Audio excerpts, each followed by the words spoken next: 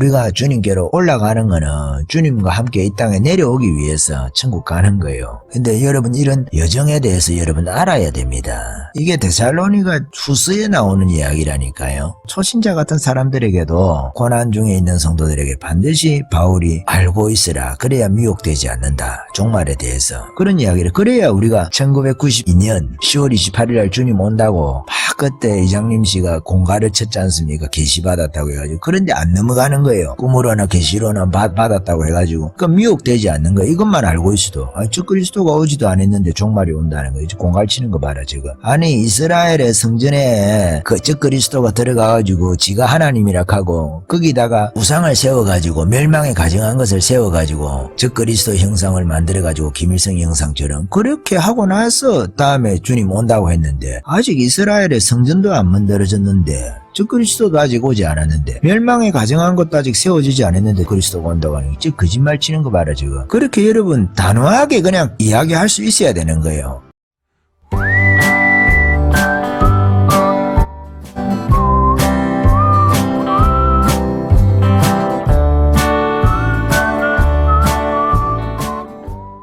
우리가 하나님의 나라에 관한 이야기를 할 때에 가끔 사람들이 혼동할 때가 있습니다.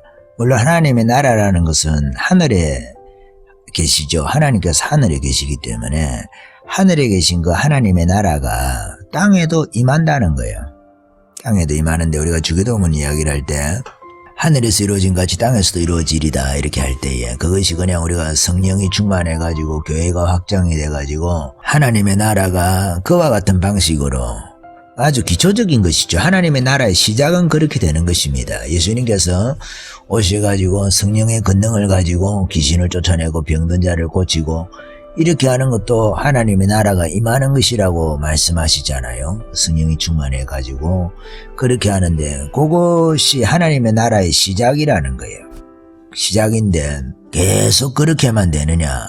주님 오실 때까지 그와 같은 방식으로 하나님의 나라는 진행이 되는 거예요. 하나님의 나라는 우리가 성령 충만해가지고 성령으로 사랑과 일합과 화평 속에서 하나님의 나라가 마치 교회를 통해서 이루어지는 것처럼 그렇게 되는 것이죠. 그것이 하나님의 나라의 하나의 시작과 같은 것이에요. 시작과 같은 것이죠. 그런데 이 하나님의 나라가 지금 하늘에서 하나님께서 천사들을 통해서 하늘을 다스리시잖아요. 다스리시는 것처럼 그런 동일한 방식으로 땅에도 임한다는 겁니다. 땅에도. 그래서 우리가 가는 천국만 생각하고 오는 천국은 생각을 하지 않을 때가 있는데 예수님께서 지상에 재림을 하신다는 것은 우리가 다 동의를 하잖아요. 여러분 믿지 않습니까? 예수님께서 이 지상에 오신다는 것에 대해서 저는 믿는데 성경에 그런 내용이 있지 않습니까? 너무 많이 있죠. 사실은 스가랴서 말씀도 있고 계시록 말씀도 있고 사도행전 말씀도 있고 사복음서에도 그런 내용들이 많이 있지 않습니까? 주님께서 이 땅에 오시는 거예요. 천사들과 함께 그 영광으로 또 오신다는 말씀도 있고 마태복음 24장 같은 경우에도 그렇고 그러니까 주님께서 이 지상에 오신다는 거예요. 지상에 왜 오실까요?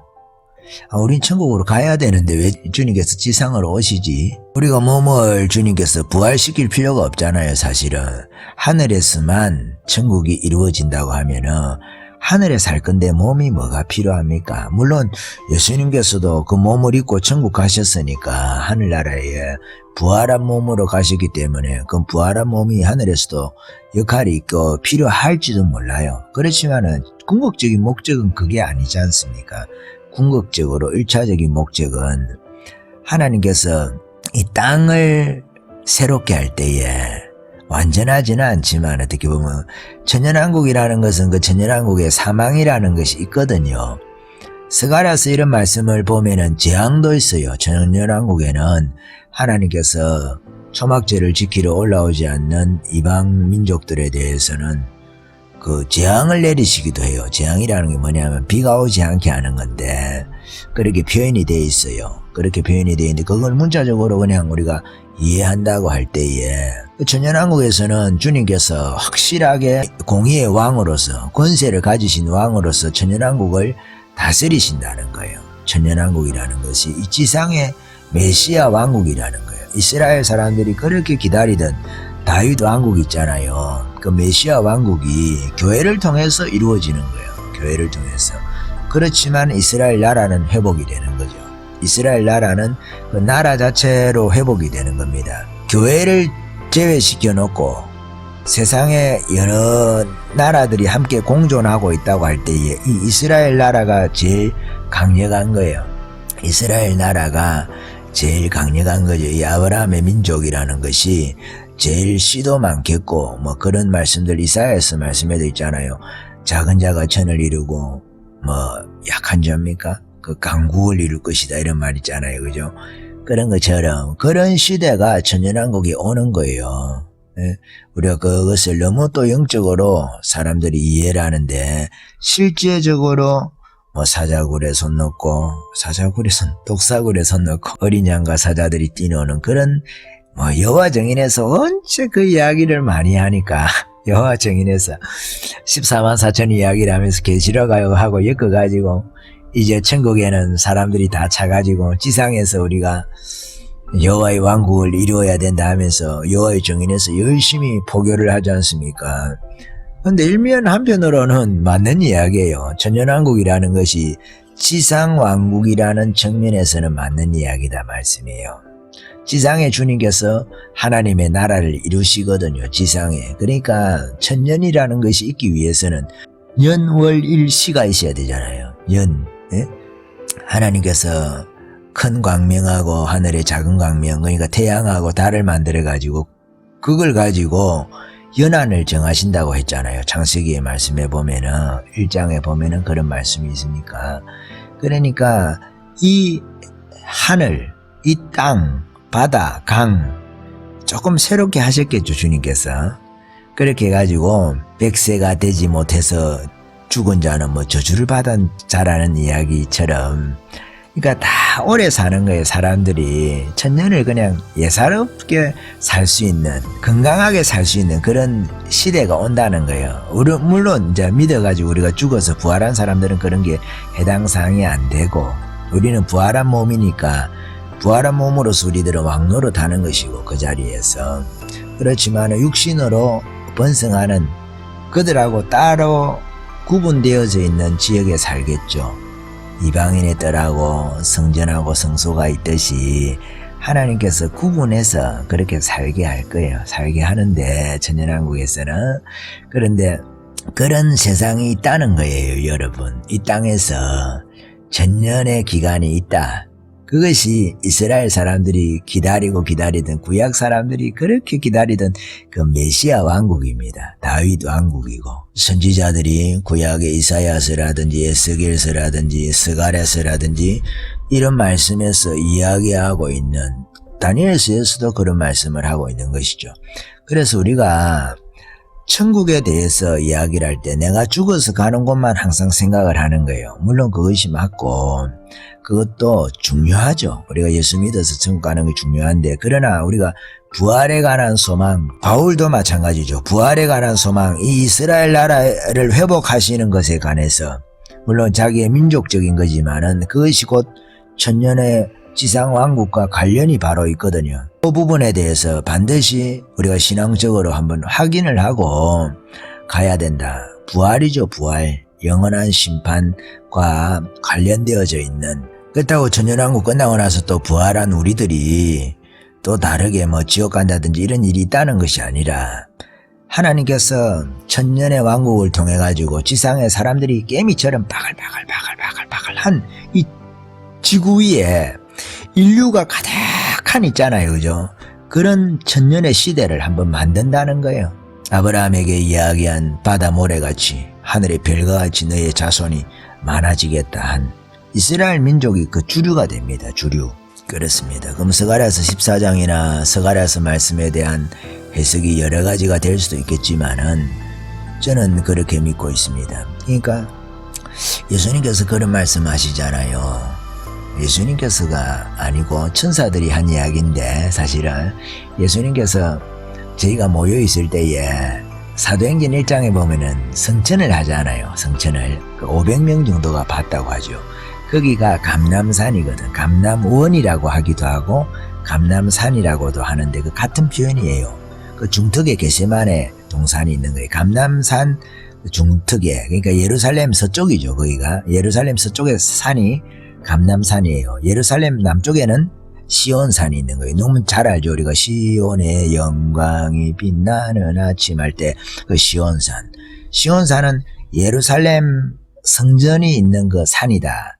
왜냐하면 감람산 이런 데는 약간 골짜기를 지나서 가야 되는데 아마도 이 예루살렘 성전하고 이렇게 바로 산하고 연결되어져 있는 거기다가 또 남쪽 산이니까 시온산에 예루살렘 성전이 있다. 이렇게 이스라엘 사람들은 그렇게 이해를 하는 거예요. 시온산이라는 것은 예루살렘 성전이 있는 곳이다. 그래서 하나님이 계신 곳이 시온산이다.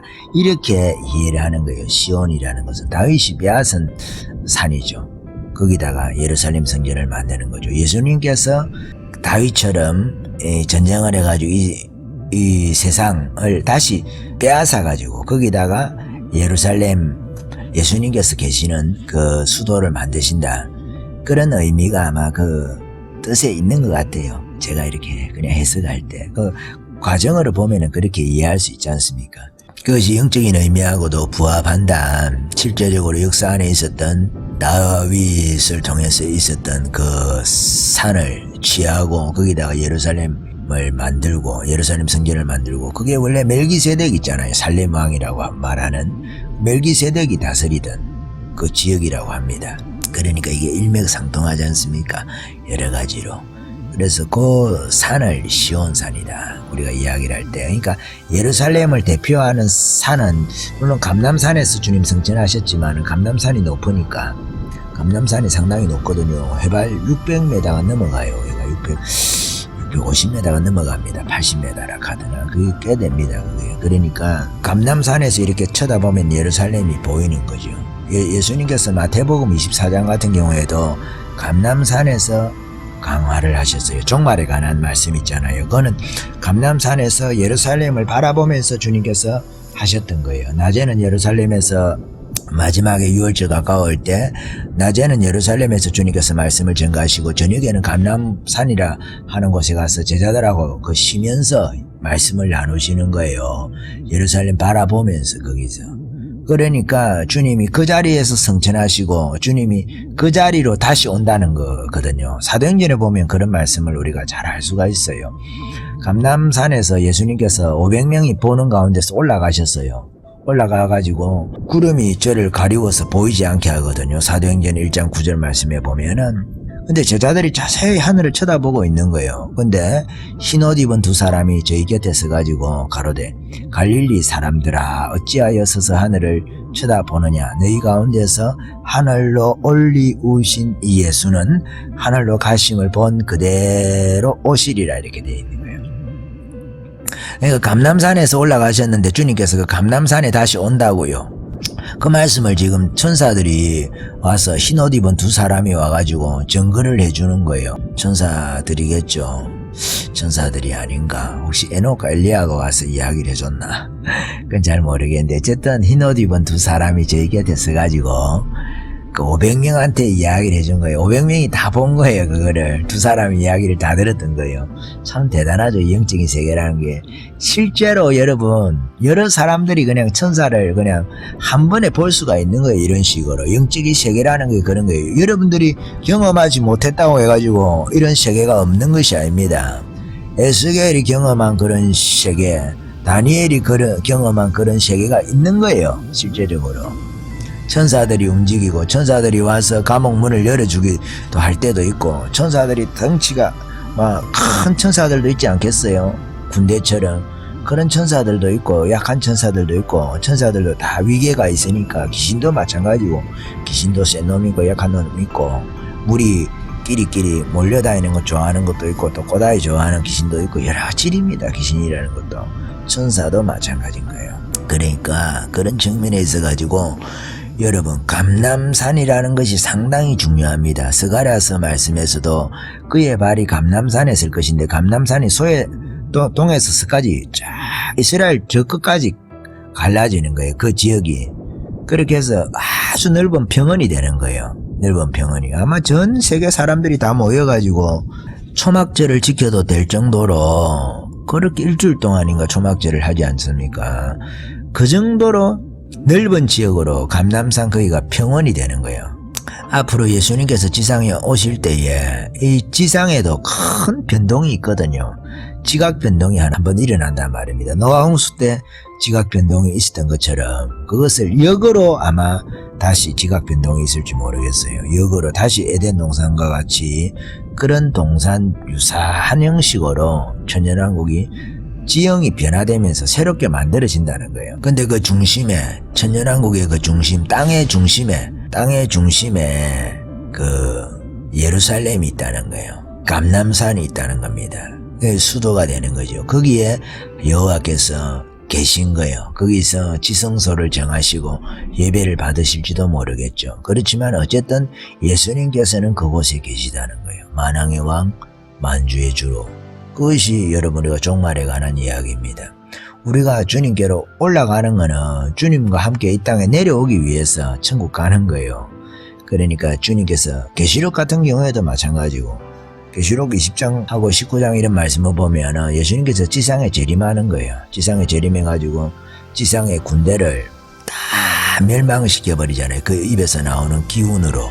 스가랴서 말씀에 보면은 그 눈이 썩어 들어간다는 거예요. 살이 썩어 들어가고 예수님을 대적하기 위해서 군대들이 한번 뭉치거든요. 뭉치자 으쌰으쌰 해가지고 저 그리스도를 중심으로 해가지고 전 세계 군대가 예수님 공중에 있는데 예수님 지상 재림하는 걸 막아야 된다 해가지고 군대가 동원이 되는 거예요.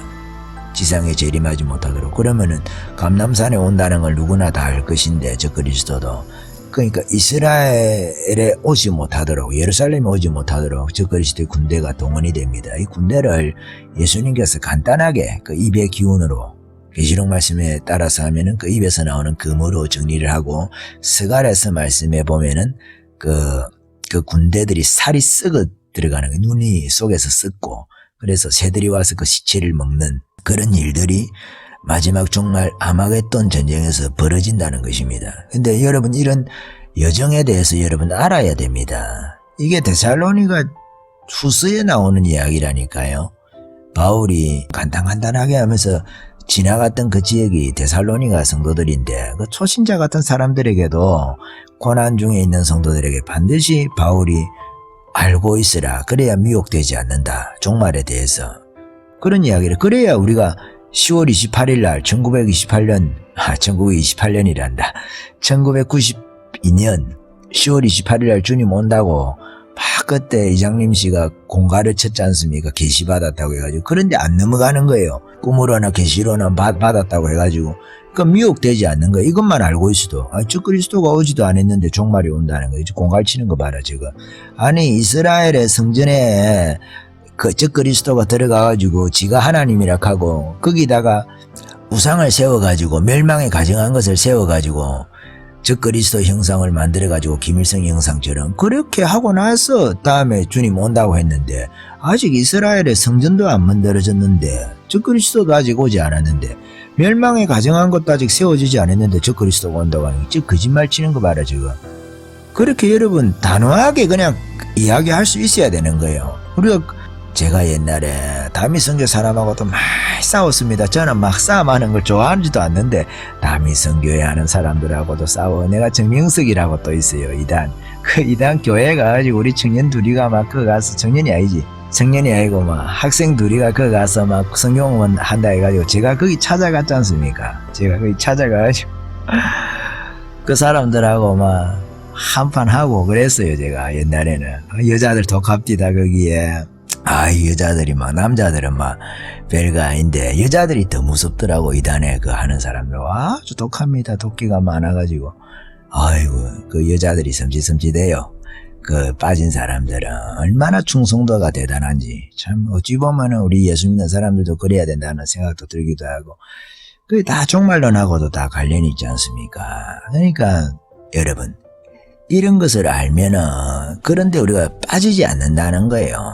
이런 것을 알면은 자기를 메시아라고 한다든지 아니면 시한부로 종말론 시기를 정해가지고 휴거가 있는 것은 사실이고 주님 지상에 재림하는 건 사실인데 그것에 관해서 다른 자기의 이익을 취하기 위해서 날짜를 정한다든지 자기가 뭐 대단히 신령한 것처럼 말하기 위해서 그렇게 하면 안 된다는 거예요. 잘못된 것이죠. 잘못된 것이고, 그리고 요즘에 또 유튜브 이런 데 보면 환란전 휴거에 관해서도 말씀하시는 분들이 많이 좀 계신 것 같은데, 저는 참 여러분 잘 말씀을 가지고 잘 이렇게 분간하셔야 돼요. 정말로 이 간단한 거잖아요. 바울이 데살로니가 성도들한테 이야기를 하는데 계시록하고 서신서하고 사복음서하고 구약에 있는 그런 성경 말씀들하고 이게 다 깨어보면은 다 맥이 똑같아요. 막 다니엘은 이렇게 이야기를 해놨는데 스가랴는 또 딴소리하고 이사야는 딴소리하고 에스겔은 딴소리하고 이런 거 아닙니다, 여러분. 스테반이 구약을 딱 정리를 해주잖아요. 모세의 이야기하고 복음하고 전혀 다른 게 아니다 하면서 스테반이 정리를 해주잖아요. 모세 때 모세와 같은 선지자를 세워가지고 하나님의 말씀을 들려줄 것인데 너희는 그 사람의 말을 들으라 할 때에 모세가 지적한 사람이 예수다 이런 이야기를 하잖아요. 그러니까 모세하고 예수하고 전혀 다르지 않다는 이야기를 스테반이 이스라엘 사람들은 설명을 하거든요. 그것 때문에 돌에 맞아 죽지만은 어쨌든 간에 복음적으로 전혀 부딪히지 않는다는 거예요. 신약 구약이 부딪히는 것이 아니라 계시록하고 서신서하고 부딪히지 않고 사복음서하고 서신서하고 부딪히지 않아요. 휴거가 몇 번 있는 것이 아니라 어떤 분들은 막 휴거가 2번 있다 3번 있다 이런 개소리를 하는데 여러분 그런 것들을 믿지 마세요. 어디 성경에 그런 것이 있어요? 자기 추정해가지고 말이죠. 휴거는 한 번밖에 있는 게 아니에요. 한 번밖에 있는 것이 아니고 그리스도 안에서 죽은 자들이 먼저 일어나고 그 다음에 살아있는 우리도 앞서진 않지만은 거의 동시적으로 그 사람들 살아서 올라가고 나면 우리도 함께 올라가는 거예요. 땅에 남아있는 사람들은 죽어야 사는 겁니다. 죽어야 살고 그것도 절대로 환란 전에 있지 않습니다. 그 휴거도. 그 휴거라는 것도 그 부활이라는 것도 그 휴거와 동시에 일어나는 부활이 있거든요. 그 부활도 절대로 환란 전에 있지 않아요. 창세로부터 이런 환란이 없는 그 전에도 없었고 후에도 없으리라고 하는 그 환란이 지나고 나서 주님께서 휴거를 하신다고 분명하게 말씀을 하고 있기 때문에 그 날들은 줄여주죠. 주님께서 감해준다. 휴거하는 자들을 위해서 감해준다고 말씀하고 있는데 그렇지만은 절대로 환란 전은 아니다. 그 말씀을 여러분 이해를 하시는 것이 너무 중요합니다. 그렇게 해야 우리가 1992년 10월 28일 혹은 뭐 언제 2010년이다 2000년이다 이런데 쏙질 않아요. 왜냐하면 환란 적그리스도가 출현함으로 인해서 발생하는 환란이 있거든요. 그 환란 이유인 거예요. 어쨌든 간에 환란의 끝은 아니에요. 끝은 아니고 그 환란 이유라는 것을 바울이 이야기라는 것을 우리가 믿어야 됩니다. 간단하게 설명해 주잖아요. 미혹되지 말라고 이야기라는. 그래서 우리가 그 신앙을 준비를 해야 되는 거예요. 환란 전이라 해가지고 우리가 마취가 돼가지고 마취약을 맞을 게 아니라 마취돼가지고 몽롱하게 해가지고 있을 게 아니라 우리 신앙을 시험 칠 날짜가 있구나 해가지고 시험 공부를 열심히 하는 거예요. 그게 뭡니까?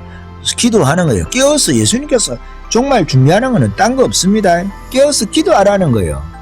그래서 생활의 염려라든지 이 세상의 것에 우리가 취하지 않도록 그렇게 하라는 거잖아요. 깨어서 기도하는 거예요. 우리 가운데 기름을 준비하라는 말이 무슨 말씀이겠어요? 그 어려운 말씀 아니잖아요. 기름이 있어야 불이 밝혀지니까 성령께서 우리 마음에 빛이 될 수 있도록 성령이 내가 충만한 삶을 살아라. 간단한 겁니다. 그것을 위해서 우리가 기도하고 깨어있는 거예요. 그렇게 준비한 사람이 순교할 수 있고 그렇게 준비한 사람이 휴거될 수가 있는 거예요.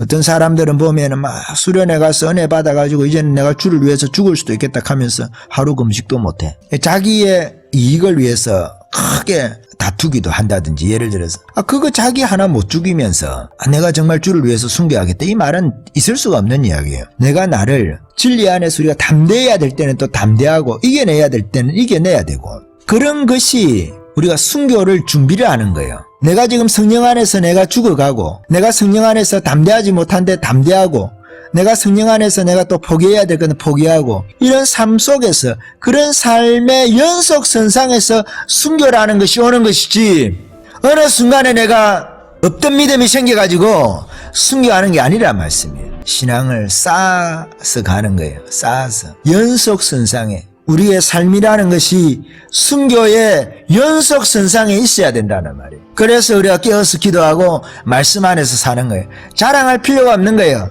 내가 입으로 나는 이제 뭐 주를 위해서 죽을 수도 있겠다. 그런 말 할 필요도 없는 거예요. 주를 위해서 매 맞지도 않으면서 매를 맞아보지도 않았으면서 주를 위해서 손해보지도 않았으면서 주를 위해서 욕을 당해보지도 않았으면서 주를 위해서 비방받는 것을 두려워하면서 사람에게 보이려고 신앙생활하면서 칭찬받는 자리에만 항상 있었으면서 내가 이제 순교할 수 있겠다. 그 거짓말이라는 말이에요. 그런 일은 있을 수 없다. 그래서 바울이 내가 날마다 죽는다고 하잖아요.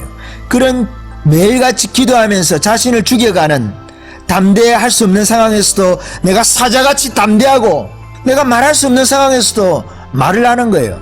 우리가 대학 다닐 때 거의 자꾸만 제 이야기를 해서 죄송하긴 한데 대학 다닐 때 우리 고등학교 때 선배들이 있었어요. 대학 이제 제가 초년 때죠. 대학 1학년 때인가 그랬죠. 그때 막 동문회를 갔다가 우리 선배하고 후배 또 조직이 잘 돼 있어가지고 자꾸 나오도록 그리 하는 거예요. 근데 처음에 조금 나갔다가 막 안 되는 거 신앙이 부대껴가지고 술 먹지 나이트 클럽 가지 노래방 가지 이러니까 안 맞는 거예요. 안 맞으니까 내가 친구들이 또 우리 같이 있으니까 대학 갈 때 고등학교 친구들이 또 중요하지 않습니까? 그러면 그 친구들하고 관계도 어려워지는 거고 또 동문 선배들이 또 나 때문에 그 친구들도 또 막 뭐라 하기도 하고 그래 하더라고 그 철없는 것들이. 그래서 제가 그 당시 이제 동문회장을 만나가지고 내가 도저히 그리스도인으로서 이 동문회를 내가 못 가겠다. 동문회장하고 막 총무하고 이렇게 몇 명 있는데 선배들하고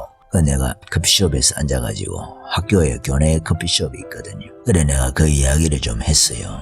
1학년짜리가 금방 지죠.